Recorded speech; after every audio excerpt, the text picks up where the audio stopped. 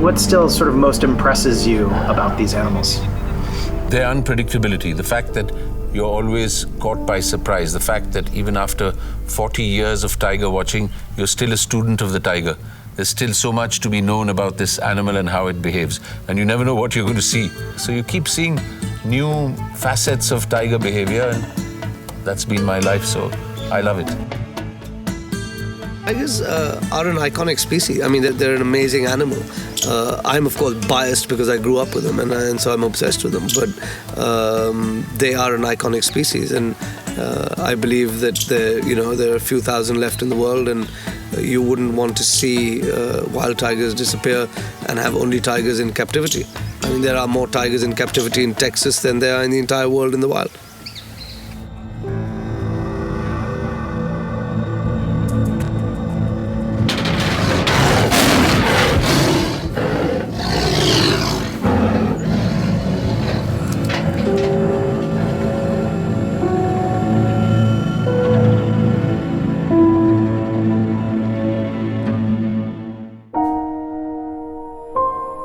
After having worked with tigers for 25 years, there's just so much about them that I love. Their beauty, their grace, they're just these magnificent animals. And I love that there are such a magnificent animal still in the wild on this earth. You know, tigers are often called the largest cat in the world. A big male tiger can get up to about 600 pounds in the wild. The biggest that I ever handled in Russia was 450 pounds. So these are really big, really powerful animals. They hunt by stalking, getting as close to their prey as they can, and then this incredible burst of speed. They can get up to 35 miles an hour in just a few leaps, and then they take down their prey. 100 years ago, there were about 100,000 tigers in the wild. Today, there's only about 4,000 tigers left in the wild, so we've had this dramatic decline. And that makes tigers by far the most endangered of the big cats. The dramatic decline of tigers in the wild is made even more problematic by the dramatic rise of the captive tigers in America. An estimated 10,000 of these live in the backyards, roadside attractions, theme parks, zoos, and sanctuaries of North America alone.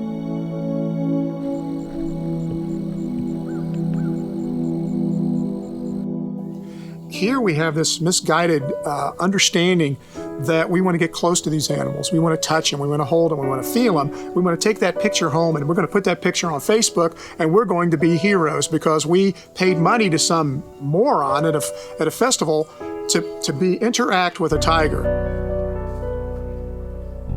Well, there are a couple of standard lies. One is, oh, this cub the mother rejected. And that one yesterday. All of these cubs have always been rejected. I don't think so. They are bred for this purpose.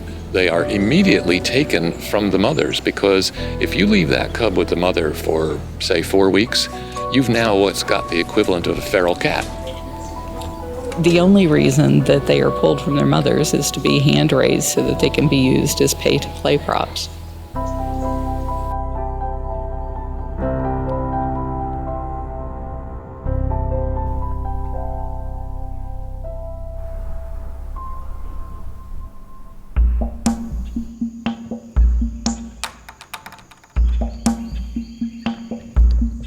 So what people don't realize is when you go to a hotel or you go to a circus or you go to maybe the auto show, somebody in their khaki outfit with a little baby tiger cub is saying, you can help conserve tigers if you give me $25 and let your kids hold and bottle feed this cat. That's just a marketing ploy. It's not real. Conservation does not happen at auto shows and at county fairs. That is just somebody that has bred tigers, usually in a farm-like setting or puppy mill-like setting, and they're actually making money off of those cubs. Stop giving them your money, because when you pay them, you make it possible for them to continue this. So cut off their source of funds. If they're not making money at it, they're not going to keep doing it. And the problem with this is that the USDA only allows people to interact with tigers from 8 to 12 weeks old. That's a 4-week window out of 20-year lifespan. And what it does is it perpetuates breeders to breed tiger after tiger after tiger for these cub petting sessions. And it leaves a surplus of tigers in US in captivity that have no conservation value and nowhere to go. And especially ask, what are you going to do with this cub when he's too old to get his picture taken or too old to be petted? And I can tell you, there's one company that I will not mention by name who tells people that when they're done, they go to his sanctuary to live out the rest of their lives. And my answer is bullpucky, because you could see that sanctuary from space if that were true. Do the math. So in the wild, tigers can breed at any time of year. That season may change depending on where they are, but they try to time their breeding to periods of high prey availability so that when they're raising their cubs, there are lots of prey available to feed their cubs. Tigers usually give birth about once every 2 years, and that's because when a litter is born, those cubs stay with their mother for about 2 years. So when you think about breeding in wild tigers and what happens at many of these petting zoos in captivity, where they're taking the cubs from the mother, sometimes even minutes after the cubs are born or within a day of when the cub is born, that can be incredibly stressful for a female tigress who is expecting biologically to be with those cubs for the next year or two of her life.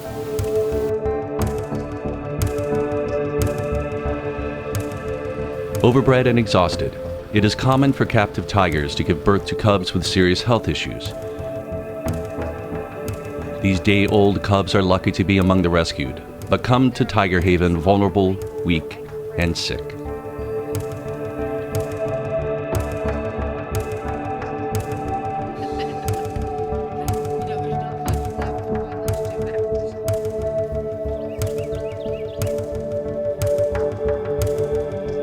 As we work with the abusers that are breeders, dealers, people that bred these guys for the cub petting market and for exploitation for money.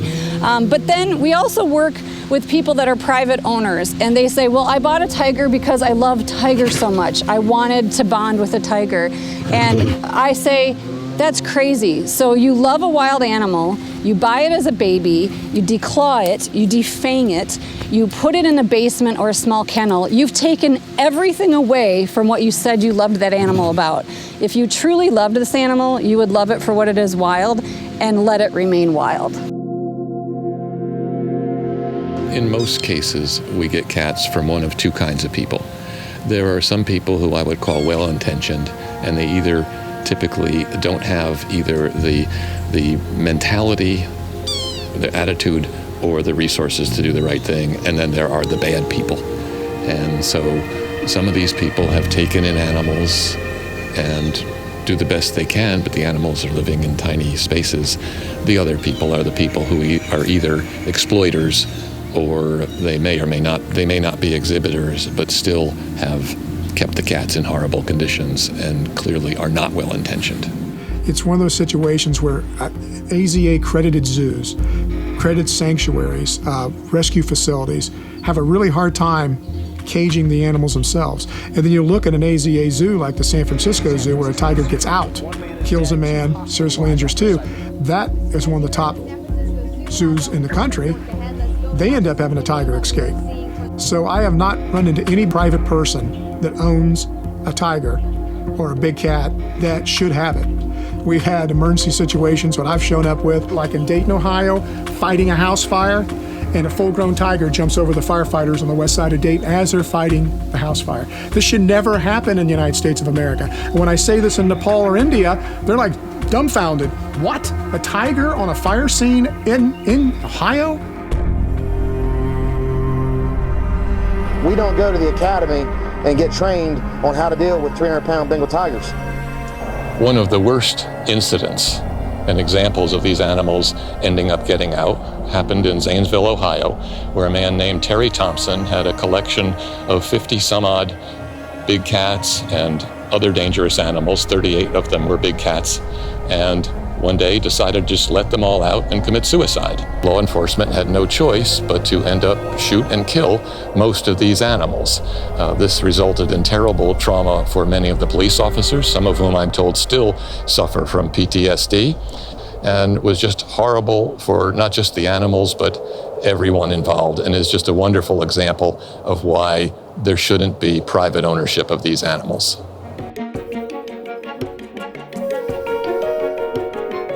Could you explain the SSP program to me? So the Species Survival Program is a part of the Association of Zoos and Aquariums. And what they do is they require that accredited zoos that are part of the Association of Zoos and Aquariums, they require that those zoos manage tiger populations and the genetics of their tiger populations and the breeding in ways that maintain the genetic integrity of the different tiger subspecies, so that those subspecies could potentially be used for reintroductions into the wild. Of course, using any animals born in a zoo to reintroduce to the wild is not a desirable situation. It's the last ditch effort. It's a total Hail Mary. Nobody's ever done it with tigers. We don't know that it can be done. And of course, the more logical thing is to just protect the tigers that we have in the wild today and never come to that point where we need to use zoo animals for reintroduction.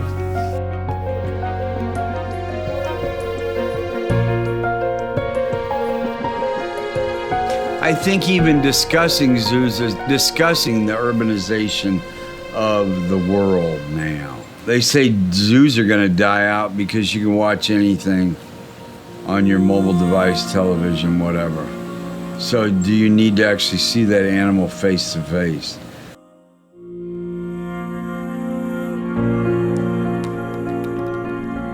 What is the media getting wrong about tiger conservation?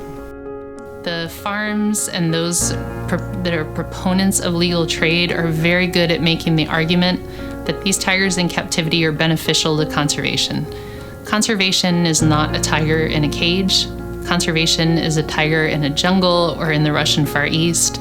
So I think it's really, really important that the general public understand that tigers in cages does not equal conservation. We want to conserve these species in the wild. Does America have a tiger problem? Yes, America has an enormous tiger problem in a number of ways. One is that you have all of these animals, thousands of them. There's no way to know how many there are. So you have all these animals living in miserable conditions. It also negatively affects our nation's effort to save the tiger in the wild. You know, I've thought about the uniqueness of tigers a lot. And I'm not a wordsmith. But it's like all the places that I've had the opportunity to be. It's like being in the middle of absolute nowhere, or being in the middle of the jungle and being blown away by the profusion of life and nature, and being overwhelmed by the beauty and the silence. That whole feeling is what you get by looking into a tiger's eye.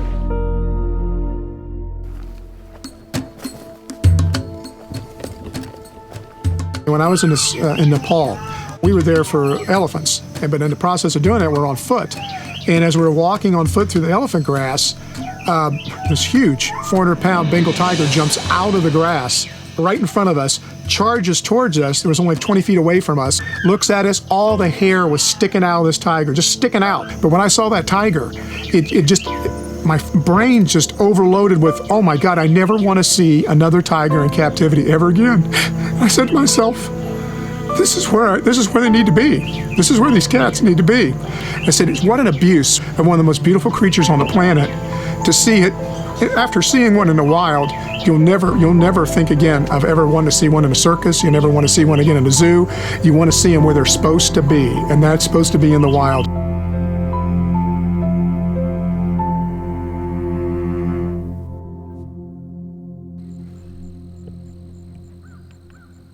One consequence of this captive wildlife crisis is the creation of a caged species, never to be wild, never to be free in the tall grass or the jungle, never to be part of the true conservation happening throughout Southeast Asia, the true protection of the wild tiger and her habitat. It's 4 a.m. on Thursday. We left on Monday. And here we are. Let's go to India. Woo!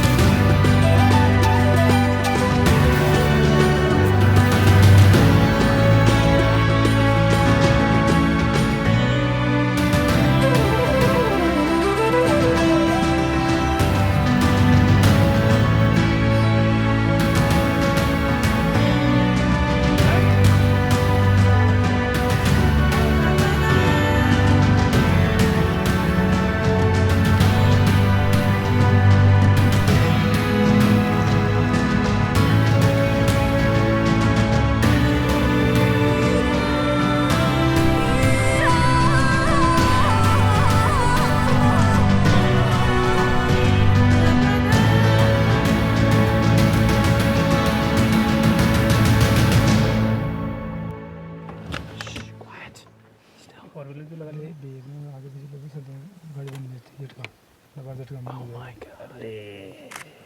Oh my god. Still, please.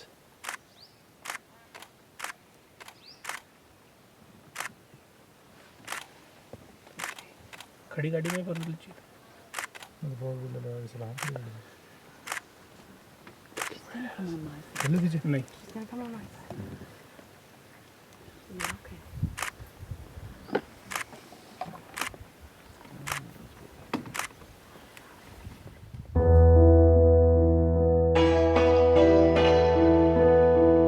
Before independence, there was a lot of hunting, but there were also a lot of tigers. But the real crisis happened when the fur trade, which was closely, the markets were in America and in Europe. The First Lady, Jacqueline Kennedy, wore a full-length leopard skin coat, which caused a lot of excitement. So everybody wanted a leopard skin coat. And I think it was Gina Lollobrigida, the actress, who wore a tiger skin coat. So this created suddenly a huge market for skins. That sort of really woke people up to the fact that there weren't that many tigers left in the wild, and what were people doing wanting their skins, and brought a connection between the wild animal and what these coats, luxurious coats that people wanted. So from photographer to documentary filmmaker, running an NGO, what was that process?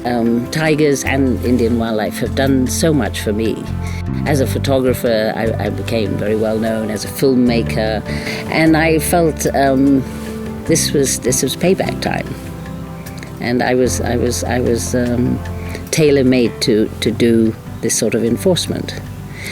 The mission is to improve wildlife enforcement. We do a lot of training for police, forest department and custom. So we're continually analysing and collecting information and things and then passing it on to the enforcement authorities.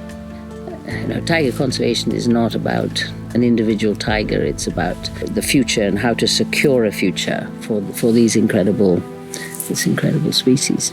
Now we all know why, who, where, which wasn't known before. How tigers are killed, why they're killed, where the products go to, and I think that was, that's probably my biggest contribution.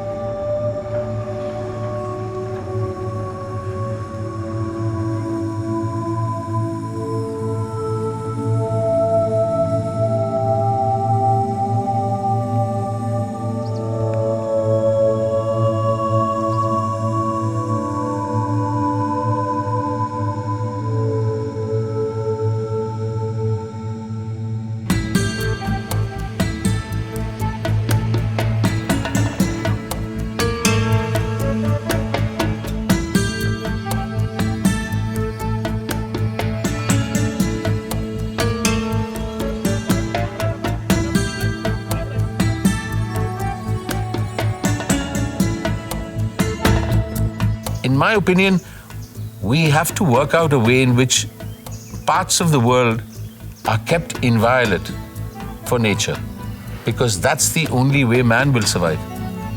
And we have to change the way we think. We shouldn't take that land for man, saying that, oh, India is overpopulated, we don't need national parks. Even if you take Ranthambore, let's say we wipe out Ranthambore and give it to 100,000 people to live in. These, convert it back to agriculture. Maybe we'll be completely infected by disease. There may be no water left in the wells, because at the moment the lakes and the water regime inside the park provide water for the wells right around the park. There's an immediate connection in the underground water table. Nobody knows what imbalance will be created. So there is no way that we can take these places, damage these places, or destroy these places without destroying ourselves.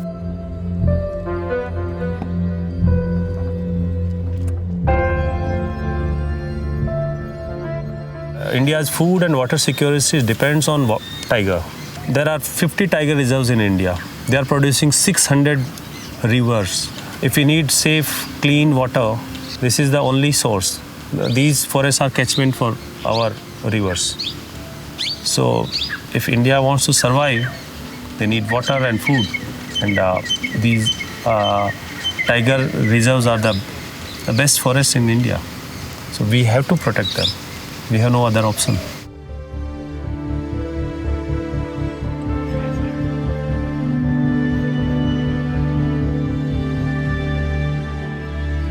What role do you think that tourism plays in the conservation of these tigers? I have over the years learned that tourism is the most important tool for conservation. It wasn't so in the 1990s. I was against tourism. Now I've realized that tourism is the only way in the future, because we live in a world where everything is about value, money, how much income can you generate, how do you give people jobs. That's the world we live in at this moment. So to me, tourism is vital. And we have professional tour operators, professional hoteliers, but we also need to have local people engaging in this, because it's a friendly use of the wilderness. But overall, are you optimistic about the future of Ranthambore and the tigers? Today, Ranthambore is in very good nick. My children have been able to enjoy the last 5 years in a park which I believe is phenomenal. It's full of tigers. They've grown up with tigers, which I didn't know whether they would be able to. And so it's amazing. I feel that it's one more generation that has been bitten by the bug, so to speak. And I am under no illusions at all. They will form the next layer of protection for Ranthambore going forward.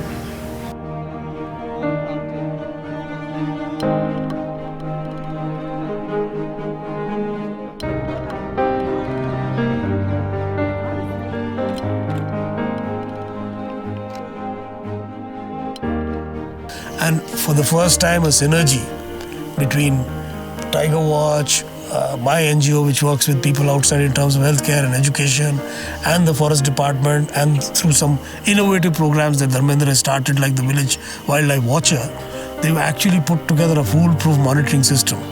It's now very unlikely that a tiger in Ranthambore can go missing. It's very interesting how illiterate people using technology and technology like camera traps, WhatsApp, smartphones. Some of them don't know how to write, so they are sending voice messages.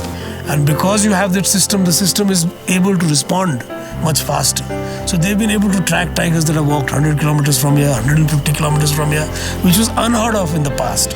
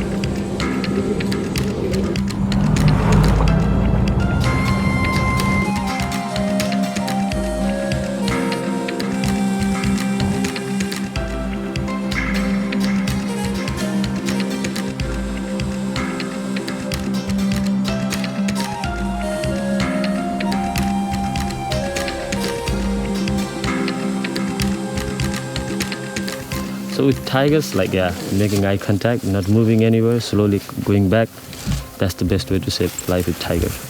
So climbing a tree also a good option to save your life with tiger, and making big noise if they are coming to chase us. Yeah, that's the things we can do. I'm gonna take this food out of my pocket. And if you want to, so with tigers we don't run, and keep intense eye contact and don't move. Yeah.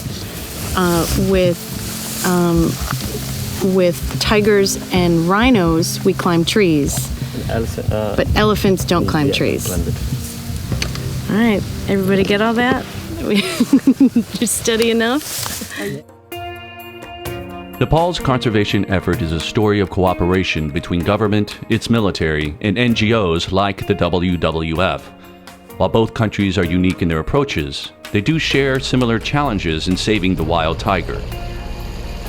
Desperate poachers and the black market's desire for bones, skins, and blood, and the shared challenge to double their respective countries' number of wild tigers by 2022.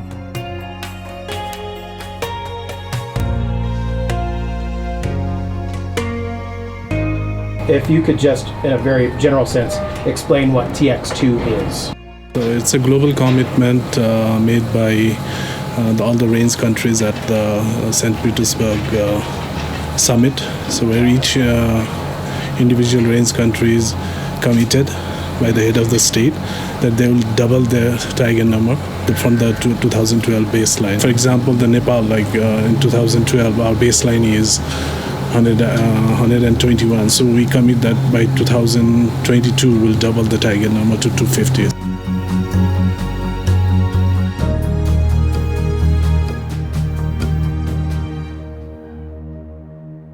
Tiger is the apex animal of tropical ecosystems. If we save the tigers, we can save the many animals. And our philosophy is to save all, save just one, the tiger.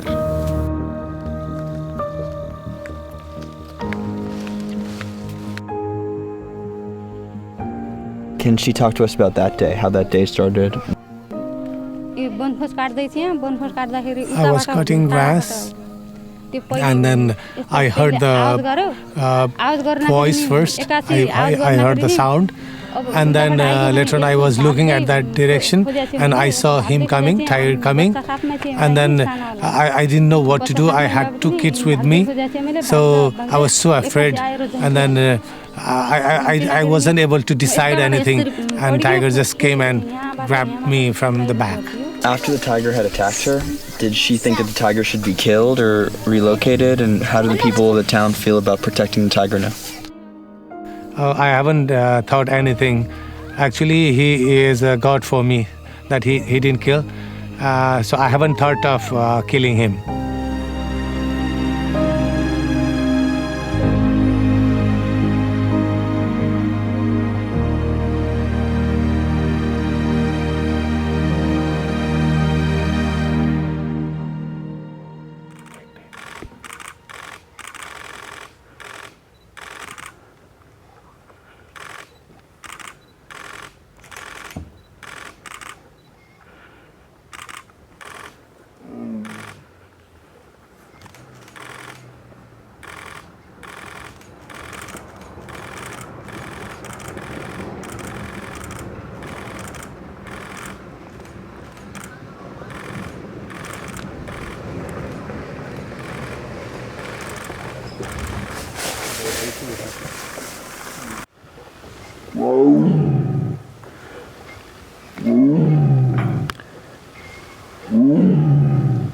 To hear a wild tiger in the forest of Bandhavgarh is to grasp nature's perfection. And losing a captive cub under your care is to know her disappointment. Unfortunately, the cubs at Tiger Haven didn't survive.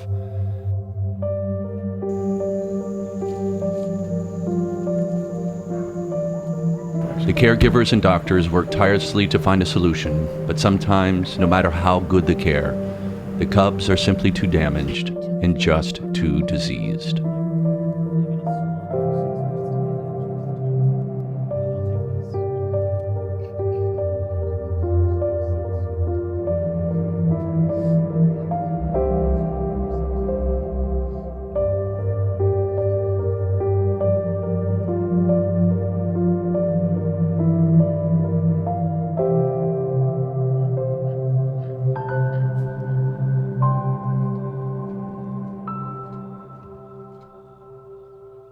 America, you have more tigers in captivity than we have in the world. We have about 3,300 to 3,500 left in the world. India has 2,000 wild tigers. So we have 65% of the population. And everyone else can be saying, oh, we are breeding this Sumatran here, we are keeping genes alive in a laboratory, we are going to find tigers and make tigers 20 years later. What for? You have the tigers there sitting in your forest. Don't you have the guts? Don't you have the courage? Don't you have the ability, the brain to keep them alive in the forest that they live in? You want them to die and then recreate them in laboratories? Is there anything more foolish to be done? Having big cats unmonitored, unregulated here in America puts the U.S. in a very dangerous position on the world stage with respect to our ability to influence international conservation negotiations. China can essentially look at us, and has done so, and said, why should we clean up our side of the street when you've failed to do so on your end? At the very least, China can say that they know where their tigers are. We can't say that here in America.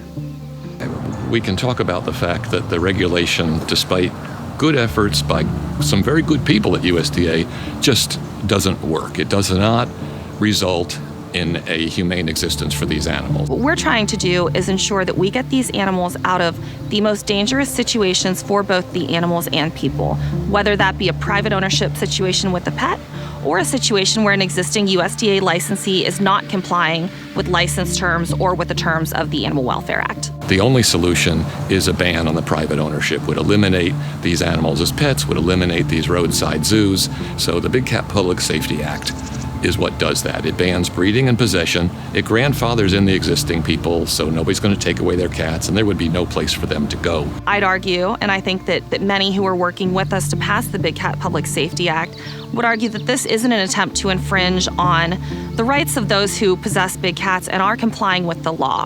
The private possession of these cats provides the legal smokescreen for all of the illegal activity that is killing the tiger off in the wild.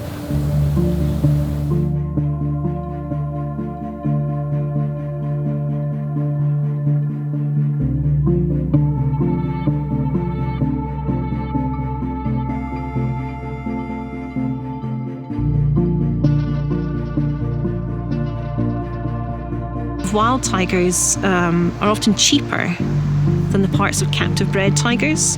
So the tigers in the tiger farms in China and elsewhere, there's a cost in keeping and raising those animals and feeding and housing them, even if there's like terrible conditions where there's a minimum of veterinary care. So all of that adds up, and contrary to the assertion from the sort of pro-tiger farming lobby that you can flood the market with cheap tiger products from farms, that hasn't happened at all. Those products are more expensive. That's a huge problem. It means every wild tiger has a price on its head.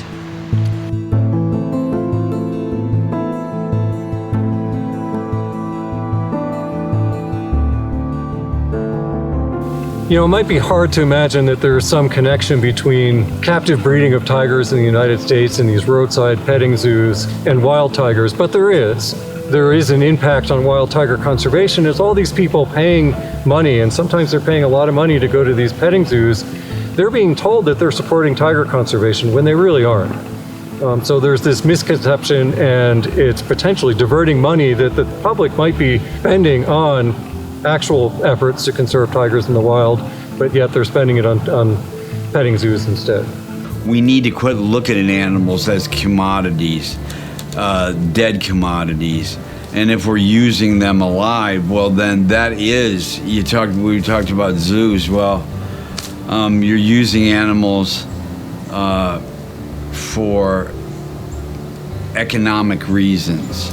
I guess it's better alive than dead, but in the end, they're going to end up dead because they're worth more dead than alive, and that's what we have to change. If I had a magic wand, one of the first things I would hope for is real leadership from China, a zero tolerance on the use of and the trade in any tiger parts and products from any source, and all the legislative changes that come with that, the phasing out of tiger farms that comes with that, the destruction of stockpiles of tiger parts that comes with that. With that declaration and the actions that follow, that would be a huge step forward.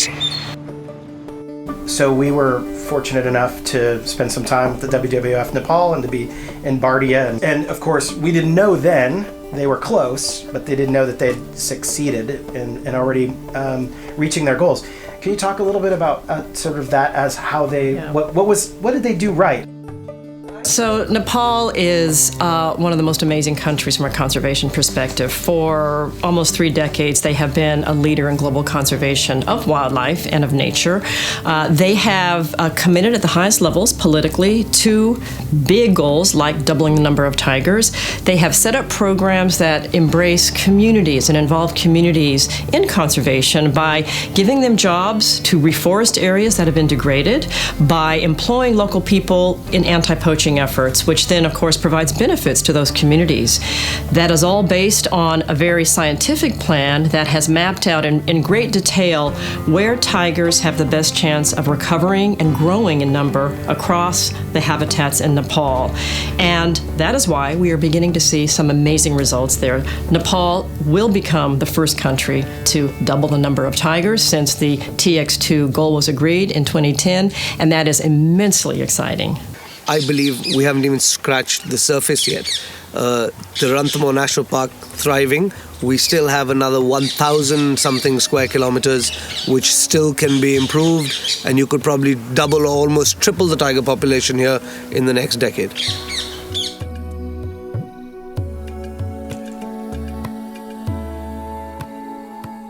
While true conservation works to expand the number of tigers in the wild, advocates for the captive tiger work on changing the minds of the people.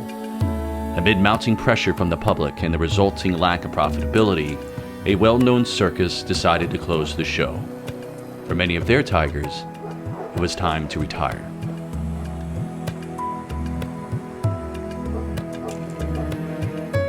Some of the tigers touched the tall grass for the first time. And for the first time, they simply got to be cats. Although they will never be free, they will get the chance to live a life away from the noises of the crowds, the clamoring of trains and semis. Their daily schedules will consist of nothing more than living their remaining days in peace.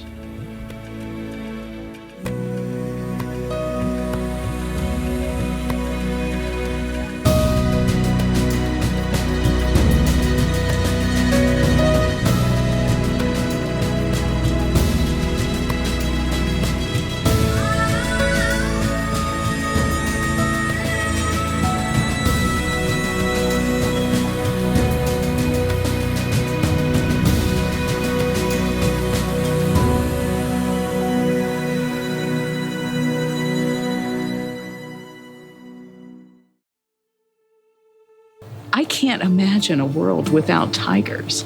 And that's what we're going to be seeing in the next few years if we don't stop this problem right now at its root. And the very first step to stopping the extermination of tigers in the wild is to stop the private possession of them in captivity. Animal Planet did a poll a few years ago asking what the world's favorite animal was, and everybody thought it would be a dog or a cat. It turned out to be the tiger. And despite being the world's favorite animal, they don't know what's happening in the wild. They don't know that there's 3,200, 3,900 of them left in the wild. They don't know that there are thousands of them in backyards and basements across America. So I think it's very important to get that word out that this is the problem. People can solve it. And the easy answer is to ban the private possession of these cats. For me personally, the biggest challenge that we face in wildlife conservation is the growing disregard among the public for science. This is alarming. As people are being deliberately, I think, misled and deliberate, efforts out there, political efforts to undercut what science tells us, this could be a huge negative game changer, not only for wildlife, but for things like climate change, things like health.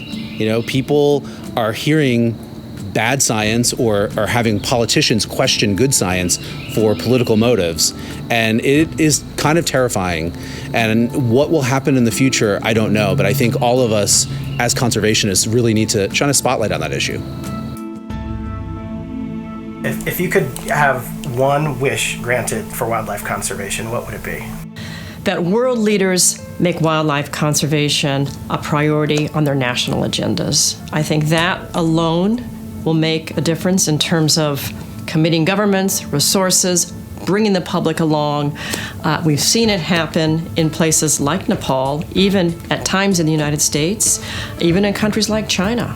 That is probably the most important ingredient that has a cascading effect on other issues that will help wildlife.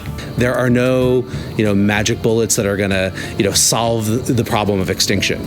It's up to each of us to make those decisions in our daily life that are going to have the positive impacts on the environment. It's up to us to support strong wildlife conservation legislation, and it's up to us to sort of just put that word out there that this is really important. If we all do that, we actually can save some of these species that are on the brink of extinction.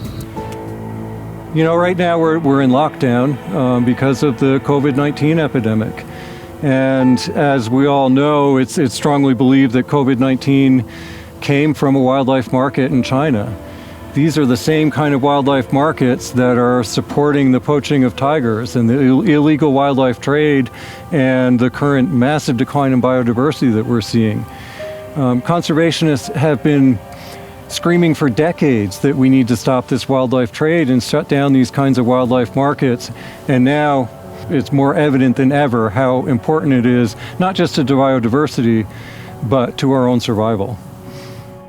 Well, people ask me all the time, why should we care about big cats? And it took a while for me to figure this out in a real broad sense.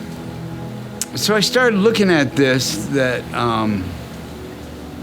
partially from all my friends that work on marine issues.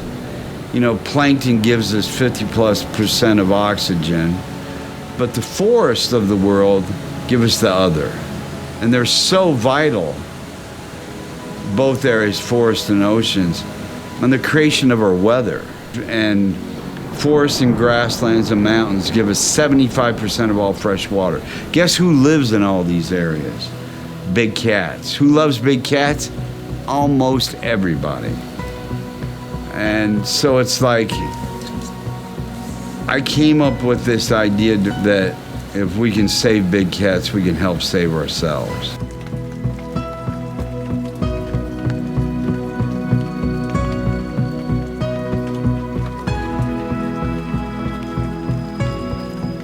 As far as I'm concerned, the tiger has a right to live as much as we have. We evolved in the natural world. The tiger evolved masterly in terms of it being one of the most powerful land predators.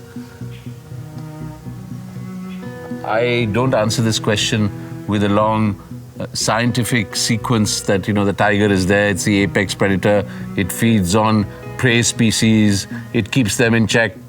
The tiger has a right to life, just like any other thing that was created in this world, as much as we have. And we as human beings need to be sensitive to that. Unfortunately, we are not. Whether it's in America, whether it's in Europe, whether it's in India. We think that we can solve the world's problem by free market economies, by rushing here and rushing there and giving everything that every human being wants at the cost of nature. I think we are now suffering, whichever corner of the world it is, whether it's about anarchy, violence, terrorism, economic disorder. It's all happening. Forget about climate change, the problems of nature, what's going to happen with infection and disease. Till you give back to what created you, you can't solve the world's problems. And the tiger is a symbol that while it lives, at least something from the past exists. And that's why it's so important. When it goes, the world will be a sorry, sorry place to live in.